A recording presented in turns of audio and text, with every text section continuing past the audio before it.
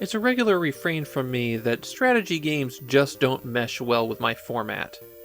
Even for something simple like Famicom strategy games, it can take 5 or 10 hours of play before you understand the systems enough to really be able to play well. And to be able to make a daily video, I just can't dedicate the time to them. When I played King of Kings, I had to restart 3 times because I didn't understand the game systems properly. So I didn't make a whole lot of progress here.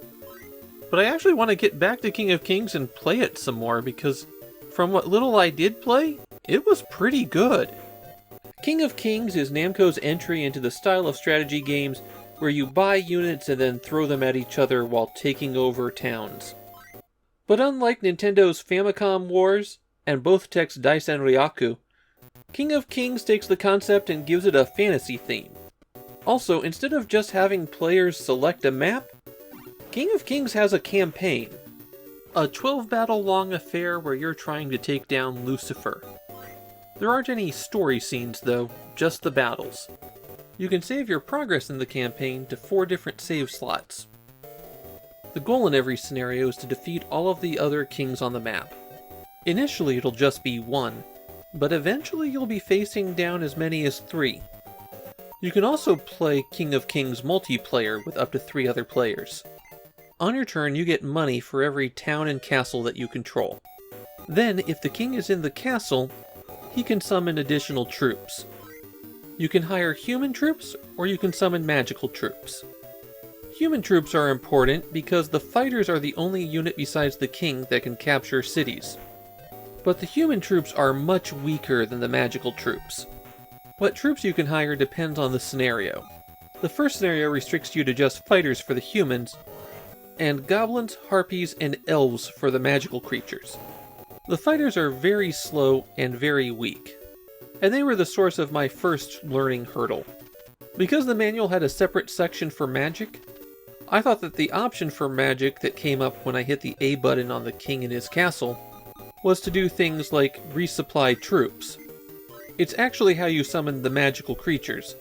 So in my first lengthy attempt, I just hired a ton of human soldiers. And as you can see from this, it took a lot of humans to beat 1 unit of harpies. You'll need a good number of them to spread out and capture as much territory as possible, but keep them behind your front lines.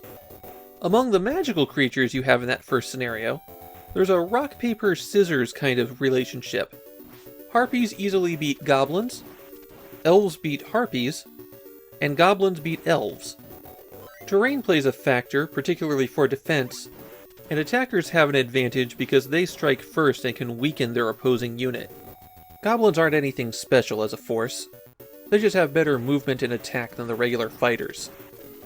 Harpies have incredible movement and aren't affected by terrain. Other units might move slowly through some terrain like mountains or across rivers. Harpies can just fly over that. What they can't fly over though is zone of control.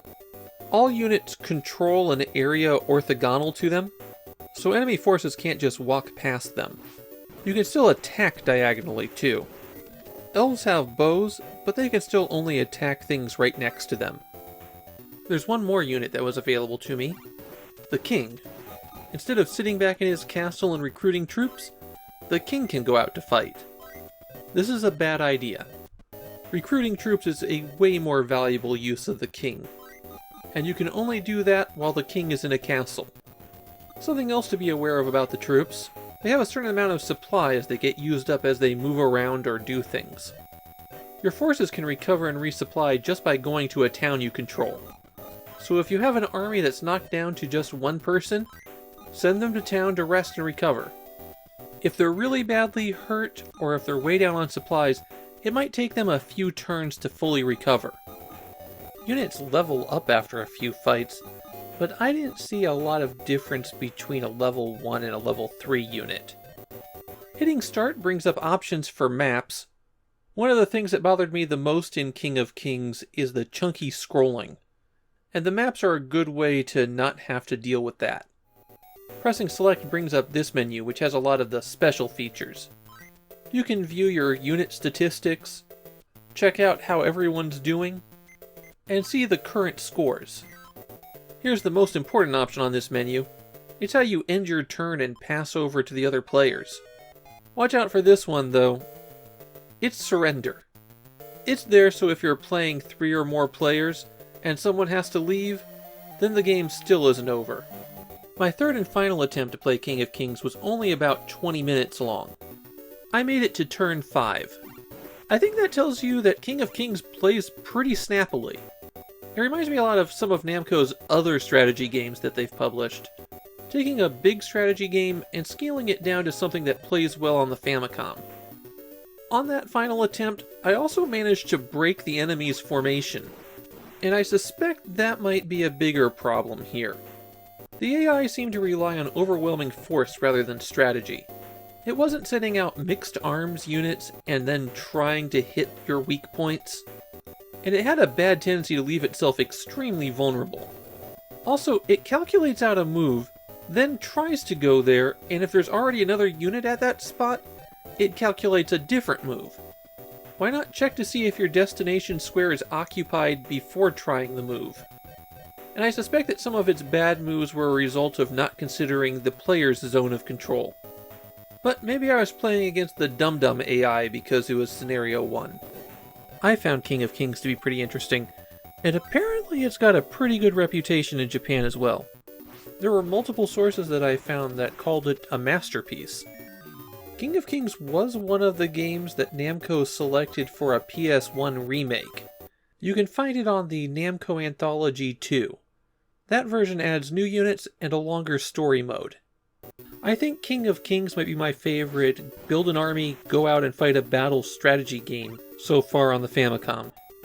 I think this is a game I can really put down as a hidden gem.